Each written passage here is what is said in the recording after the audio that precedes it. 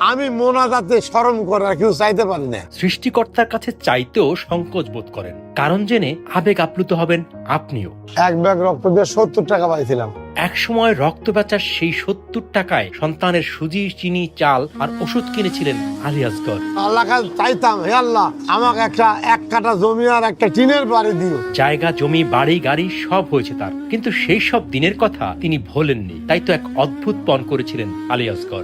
সুদার জ্বালা যখন আমি সইতে পারি না, তখন আমার চাকরি চলে যায়। 25 টাকা বেতনের চাকরিটা চলে যাওয়ার পর নাটকীয় পরিবর্তন আসে তার জীবনে, আর তারপর নওগাঁয় তৈরি হয় একটা ইতিহাস। উনি একসময় অনেক গরিব ছিল, সেই সুবাদে উনি জানে যে গরিবের কষ্টটা কি।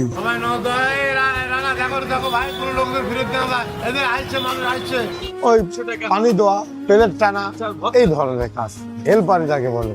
চাকরি গেল, লোক বেশি হয়ে গেছিল, ওই জন্য আমাকে বাদ দিয়েছিল। বাদ দেওয়ার পরে আমি অসুস্থ হই, তখন ওই মহব্বত ডাক্তারের কাছে যাই বাস স্ট্যান্ডে। প্যারের ব্যথার কারণে আমি ওখানে যাই, তো ওখানে টাকা না থাকার কারণে উনি আমাকে বলে যে এই ওষুধ লেগে দেয়। তো ওষুধ কেনার মতো টাকা ছিল না তখন। আমি বললাম যে আমার কাছে টাকা নেই। তো টাকা না থাকলে ডাক্তার বলে আমার কি করার। আমি রক্ত বিক্রি করতে চাই।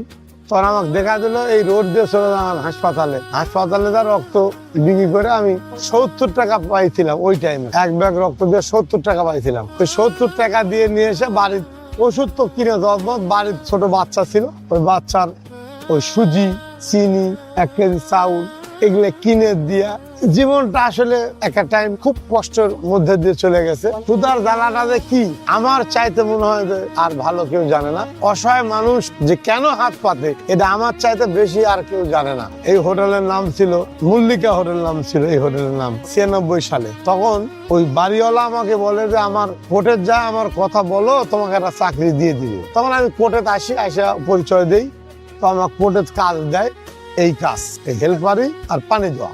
এখান থেকে শুরু আমাদের জীবন। এই জীবন থেকে শুরু করে তখন থেকে আমার নিয়ত ছিল যদি আল্লাহ আমাদের কোনোদিন 10 টাকার মালিক করে, অর্থনৈতিক ভাবে স্বাবলম্বী করে, কিছুটা হলেও আমি এই অসহায় মানুষের পাশে দাঁড়ায়। তাদের ক্ষুধার জ্বালা আমি যে কি কষ্ট করেছি, এটা তাদের কি কষ্ট, আমি আমার জায়গা থেকে যতটুকু সম্ভব আমি তাদের ক্ষুধা নিবারণ করার জন্য আল্লাহর উপর ভরসা রেখে আমি চেষ্টা করে যাচ্ছি। তখনই চিন্তা করেছিলাম যে আল্লাহ যদি আমার কোনোদিন অর্থের মালিক করে, আমি গরিব অসহায় মানুষকে দান করবো।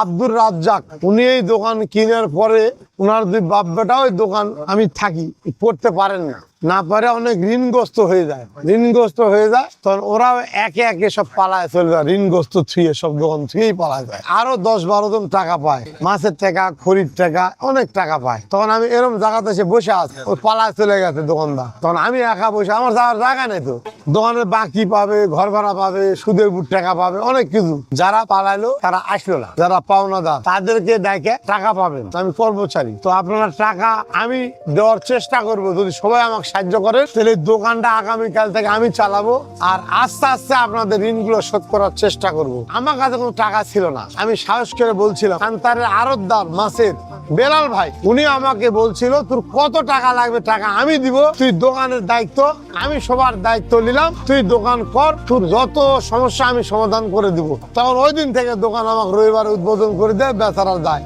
এখনো বেচারাটা মাঝে মধ্যে আসে, কিন্তু ওর টাকা আমি কিছু কিঞ্চিত দিছি আর মাফ করে দিয়েছে আমার। তোর টাকা দিতে হবে না, তুই দোকান করে খা ভাই। ওই ওর দোয়ার, সবার ভালোবাসা, সবার দোয়া নিয়ে আমি এখনো আল্লাহ আমাকে এই পর্যন্ত আল্লাহ আনিছে। আমার কিছুই ছিল না, আল্লাহ কাছে চাইতাম, হে আল্লাহ আমাকে একটা 1 কাঠা জমি আর একটা টিনের বাড়ি দিও। তো এখন আল্লাহ আমাদেরকে ইটের বাড়ি দিয়েছে, জায়গা জমি করে দিয়েছে। আমি মোনাজাতে শরম করে আর কেউ চাইতে পারি না। আল্লাহ কাছে চাই আল্লাহ আমার শরীরটাকে সুস্থ রাখুক, এই দোয়া করি, আর অন্য কিছু চাই না। আর অসহায় মানুষগুলো যেন আমার কাছে খেতে পারে, এই জন্য যা যা দরকার তুমি আল্লাহ করো, আল্লাহ কাছে এই দোয়া করি। আমার কোনো আশা নাই, আমার আশা আমার গরিব মানুষের খাওয়ান, ওদের খাওয়াতে পারলে আমি খুশি হই, ওদের একটু ভালো খাওয়াতে পারলে আমি আরো খুশি হই। এখানে আমাদের হাজি সাহেব একমাত্র খাওয়ায়, তাছাড়া কেউ খাওয়া যায়। আমাদের জীবন বাঁচে, অনেক লোকের জীবন বাঁচে, সারাদিন না খায় পয়সা করে আদায় বাদায় করে মাছ, মাংস, ভাজি, ডাল, সবজি, ভালো জন্য খিলায় গরিব গুণা সেবা করার জন্য।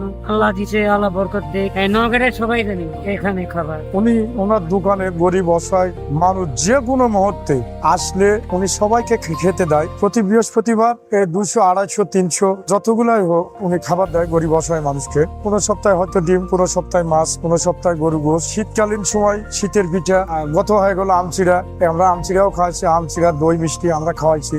একজন হোটেল ব্যবসায়িক উনি, আমি একজন হোটেল কর্মচারী। এতটুকু বলতে পারবো যে আর যে 10টা 5টা মহাজন আছে ওনাকে তাদের সাথে মিলানো যাবে না। নওগাঁতে উনি পার্সোনালি